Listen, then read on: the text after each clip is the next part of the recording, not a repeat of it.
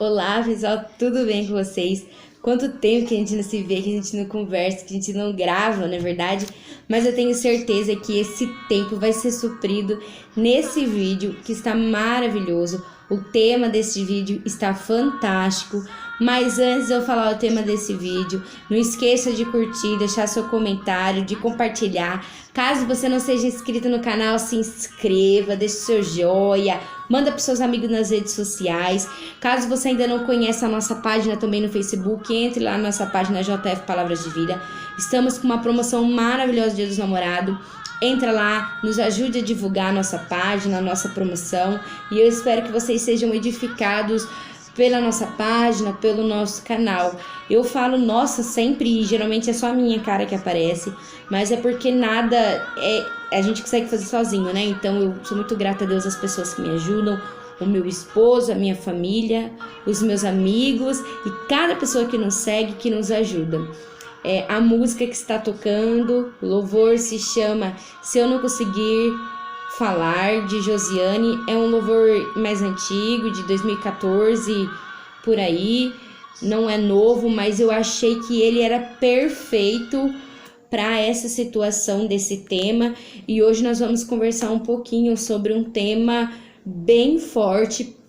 Eu estava hesitando em alguns momentos em fazer vídeo, porque muitas vezes nesse momento de crise, eu fiquei pensando, será que precisa de mais alguém para falar dessa crise que as pessoas estão vivendo? A crise econômica, crise política, né? Crise na área da saúde. Será que mais alguém precisa vir falar sobre isso? Já tem tanta gente falando. Então, muitas vezes eu hesitava em falar. Então eu queria ser um instrumento do Senhor para trazer algo que outras pessoas não tivessem falado, né? E ao mesmo tempo falar algo que não fosse sobre isso, era a mesma coisa que está se ausentando da realidade que o nosso país e tantos outros países estão vivendo, e também não ser solidário com as famílias que estão passando por isso, né? E estão perdendo muitas pessoas. O tema de hoje é pressão psicológica e emocional. Eu tenho certeza que em algum momento da sua vida você já passou isso. E a Bíblia fala sobre pessoas que passaram isso, né? E eu quero te dizer que isso é momentâneo, você vai passar isso, mas esses momentos deixará marcas na sua vida, mas que essas marcas sejam para você apenas se lembrar que você passou e que você foi vitorioso nesses momentos, né? E que nesses momentos você não venha se perder, né? Que você não venha se arrasar por completo. E o texto de referência que eu selecionei é um texto maravilhoso que se encontra no livro de Lucas, no capítulo 22, no versículo 39 em diante, que diz assim: E saindo foi, como costumava, para o Monte das Oliveiras, e também os seus discípulos o seguiram. E quando chegou àquele lugar, disse-lhes: Orai, para que não entreis em tentação. E apartou-se dele cerca de um tiro de pedra, e pondo-se de joelhos orava, dizendo: Pai, se queres, passa de mim este cálice.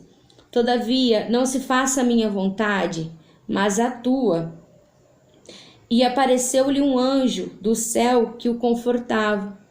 E posto em agonia, orava mais intensamente. E o seu suor tornou-se em grandes gotas de sangue que corriam até o chão. Olha que linda essa passagem. Eu fiquei até emocionada agora. Eu li ela o dia inteiro e agora eu fiquei emocionada. Que linda essa passagem. Jesus, ele tinha uma missão. Ele não veio nessa terra a passeio.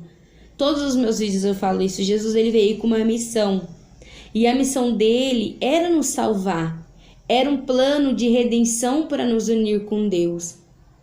Muitas pessoas não acreditam nisso. Muitas pessoas não dão crédito. Mas eu dou crédito. Que Jesus, ele veio morrer por mim. E o sangue dele me purificou e me ligou a algo maior, que foi a Deus. E nesses momentos que nós estamos vivendo de crises, nós questionamos Deus, verdadeiramente, aquele sangue que Jesus verteu por mim, teve valor? Verdadeiramente, aquele sangue que o Senhor Jesus verteu por mim naquela cruz é verdadeiro? Deus, você existe? Você não está morto, como diz um tal filósofo por aí? Onde o Senhor está? Que o Senhor tem visto tantas aflições e tem se calado. Eu não vou responder todas essas questões, não é o objetivo desse vídeo. Quem sabe um dia a gente possa fazer um vídeo confrontando algumas ideias filosóficas, provando a existência de Deus. Quem sabe? Mas eu quero te dizer que Jesus, embora ele nasceu em corpo humano, a Bíblia fala que ele está à destra de Deus.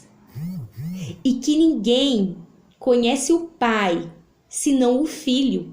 Jesus disse isso aos seus discípulos antes desse episódio. Jesus, ele conhece o Pai e o Pai conhece o Filho. Jesus, ele conhece o plano de salvação desde o início. A Bíblia fala que o Cordeiro já havia sido morto desde a fundação dos dias. Ou seja, para Jesus não era novidade. Mas Jesus, ele veio na terra, sabe como? Homem. Por mim e por você. Sabe para quê? Para sentir na pele o que a gente sentiu. E você acha que foi fácil? Não foi. Jesus nasceu numa família pobre. Pobre.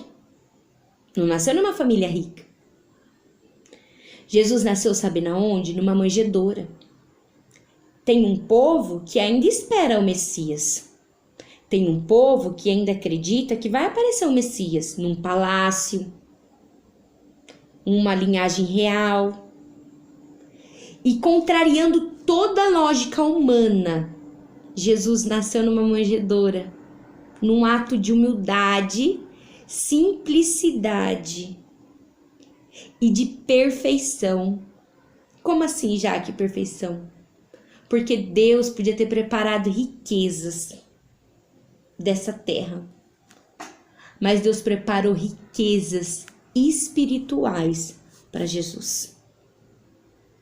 Primeiro parênteses que eu quero fazer é que riquezas terrestres é muito importante. Mas Deus talvez está querendo te preparar riquezas espirituais. Jesus nasceu, cresceu como menino, ele comeu arroz e feijão como eu e você. É modo de falar, né? Não sei se naquela época era arroz e feijão que o povo comia. Mas eu sei que comia pão sem fermento, como eu e você. Mamou como eu e você, sentiu. Chegou o tempo dele, ele estava aqui, mas ele não era daqui. Ele sabia que ele ia chegar na cruz, que era o objetivo dele. E antes dele ir para a cruz, na oração, um dia antes, no Getsemane, ele orou e disse: Deus, se possível, passa de mim este cálice. Jesus, ele sofreu. Eu penso que Jesus, em toda a sua caminhada na terra, Jesus viu o que acontecia. E até mesmo no momento que ele não caminhava, onde ele não estava no seu corpo físico, a Bíblia fala que ele, o Pai era um. Imagina quantas coisas que o Pai não viu. A crueldade com que as pessoas eram sacrificadas. E Jesus sentiu medo. E Jesus disse: Deus, se possível, passa de mim este cálice. Aí a Bíblia fala, aqui em Lucas, que um anjo veio do céu para o confortar, porque ele estava angustiado. E quantas vezes nos nossos momentos de angústia, A gente precisa ser confortado por alguém. Eu já volto nisso. Eu vou até anotar para mim não esquecer aqui de falar sobre isso. Só que mesmo com o conforto do anjo, Jesus orava tão forte. Ele estava tão agoniado, tão angustiado, que ele suou sangue. Muitas pessoas acham que isso é mentira. Aí eu fui pesquisar, certo? Porque Bíblia não é história de carochinha. Também é conhecimento científico. Então eu fui pesquisar. E achei que esse fenômeno se chama hematidrose. Eu vou ler porque eu não sou da área de saúde, então eu tenho muita dificuldade de decorar alguns termos. É um fenômeno raríssimo. Apenas uma fraqueza física excepcional, onde o corpo inteiro dói, acompanhado de um abatimento moral violento, causado por uma profunda emoção ou grande medo. Finíssimas veias capilares que estão sobre as glândulas sudoríparas, onde o suor anexa ao sangue. Olha só. Tem que ser uma grande pressão física, fraqueza física, juntamente com um abatimento moral. Olha a pressão que Jesus sofreu. Por mim e por você. Já que você está dizendo que porque Jesus suportou eu tenho que suportar? Sim, você tem que suportar. Você vai suportar. Mas você não vai suportar sozinho. Jesus, ele te diz isso. Você não precisa suportar sozinho. É isso que eu quero te falar. Você tá querendo levar o seu fardo sozinho e você não precisa levar sozinho. Por que que eu fico tão brava, tão irritada com questões de políticas públicas? Porque a gente paga imposto para não levar alguns fardos sozinhos. Não é caridade. Auxílio emergencial não é caridade. Cesta básica não é caridade. Você paga imposto. Você não precisa levar esse fardo sozinho. Você trabalha para isso. E Jesus, ele passou por pressões nesta terra. Jesus passou por pressões nessa terra. E você também vai passar. Eu acho lindo quando Jesus ele fala conosco através da vida dos profetas, através das vidas dos servos dele, mas quando ele se coloca na posição de exemplo, é tremendo. Quando Jesus ele se coloca na posição, eu vou passar, porque eu vou ligar eles com o Senhor, meu Pai. Eu vou descer, eu vou morrer. E ele chega aqui na terra e ele sente a nossa dor, ele sente a nossa angústia. E ele vê que não é fácil. E ele sofre. Mas ele vai até o fim. E eu separei em Coríntios, 2 Coríntios, essa palavra que Paulo escreve assim, 2 Coríntios 4:8. Em tudo somos atribulados, mas não angustiados, perplexos, mas não desanimados, perseguidos, mas não desamparados, abatidos, mas não destruídos, trazendo sempre por toda parte a mortificação do Senhor Jesus no nosso corpo, para que a vida de Jesus se manifeste também em nosso corpo. Olha que lindo.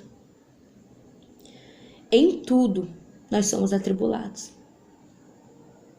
E esse momento veio mostrar, não só para a igreja do Senhor, não só para os cristãos, para todos, o quanto nós somos atribulados pelas coisas deste mundo, pelas materiais. Mas nós não podemos ser angustiados. Nós podemos ficar perplexos, porque cada notícia que sai, a gente fica assim, né? Mas não podemos desanimar. É difícil. É muito difícil. E alguns dias eu fico desanimada, viu? Mas não desanime. Perseguidos. Nós podemos ser perseguidos. Viu? Por escolha partidária. Porque não é porque você é cristão que você tem que ser a favor de A ou de B. Viu? Cada um tem a sua liberdade política, tá? Cada um tem a sua liberdade. Muita gente é perseguido por ministério.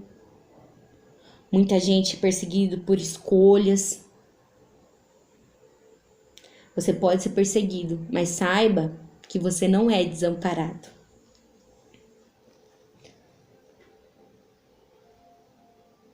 Abatidos, mas nós não somos destruídos. E essa palavra o Senhor falou muito comigo. Nesses momentos, às vezes a pressão é tão forte na nossa cabeça. Só quem tá passando esse vídeo é para falar com quem tá passando isso. A pressão é tão forte na cabeça, assim, que você tem vontade de esmagar a sua cabeça, de acabar. Eu assisti um filme essa semana, por acaso apareceu na Netflix, e eu já tinha assistido ele na TV, e assisti de novo, eu nem lembro o nome.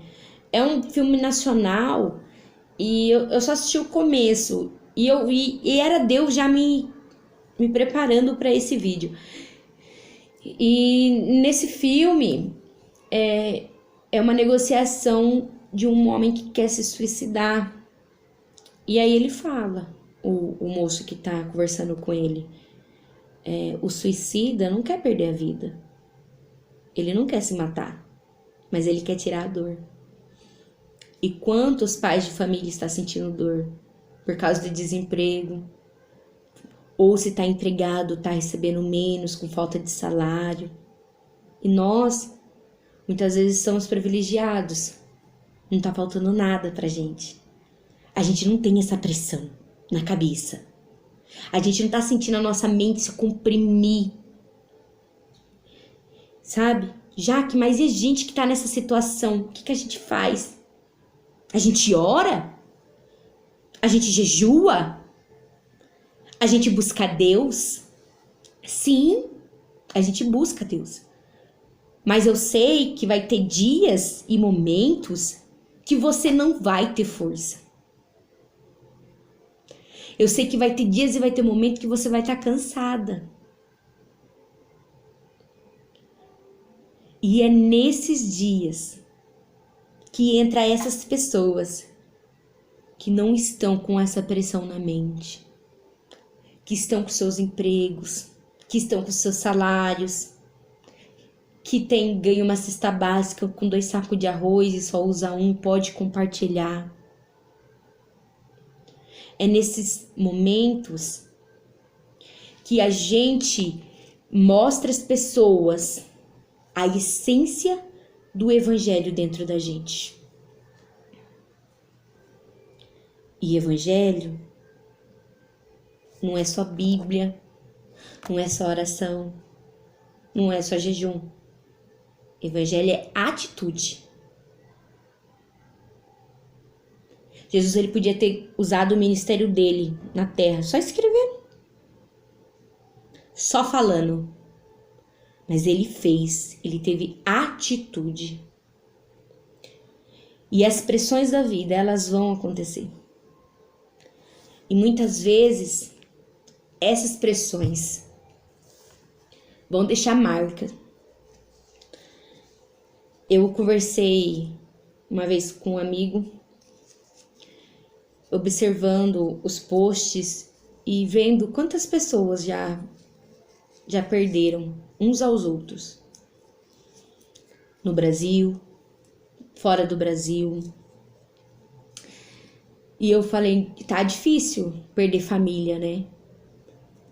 Mas imagina quando passar isso, passar a quarentena, que vai voltar todo mundo normal, e que a gente vai ver que muita gente morreu. Muita gente. A empresa põe outro no lugar, mas a família não põe outro no lugar. Quando a gente vê dos nossos cultos faltando irmãos, né? Nas nossas escolas faltando crianças, né? Quando a gente perceber como que vai ser outra pressão. E a gente precisa estar forte, porque esses dias vão vir. Essas pressões vão estar com a gente. Mas hoje, eu, Jaqueline, posso estar forte. Mas amanhã eu posso estar fraca e eu vou precisar de você para me lembrar que eu posso ser forte. E no outro dia eu vou ser. Que nós venhamos se ajudar. A Bíblia fala, e um ao outro ajudou, e ao seu companheiro disse, esforça-te. Eu acho lindo a cruz, porque a cruz, ela é assim, né? Então a cruz, ela representa bastante o que é o Evangelho. Relacionamento com Deus, relacionamento com meu irmão. A cruz só é perfeita se tem essas duas relações. Que nessas pressões da vida você venha confortar o seu amigo. Eu até grifei que eu ia falar sobre isso, né? Eu fiz um esboço totalmente diferente para falar, mas tô tentando gravar esse vídeo já faz um tempo e tava tendo muito ruído, criança na rua, cachorro latindo. E fiz um esboço, mas saiu totalmente fora do controle, do meu controle, e isso é muito bom quando sai do meu controle. Mas tem alguns pontinhos aqui que é importante, né? E eu coloquei como será, né, que lidamos com essa pressão. E eu pesquisei e eu encontrei que durante essa quarentena, para algumas pessoas, eu tenho observado que para algumas pessoas essa quarentena tem sido normal. As pessoas não têm vida que segue. Churrasquinho, galerinha toda pai, vai pra cá, vai pra lá, e futebol, normal. Mas tem pessoas que têm sofrido muito. E eu achei que aumentou 32% a taxa de suicídio no Brasil durante a quarentena. Ou não especificava se é porque estava passando fome, porque foi mandado embora, porque perdeu gente da família, não especificava, né? Não especificava. Mas olha só.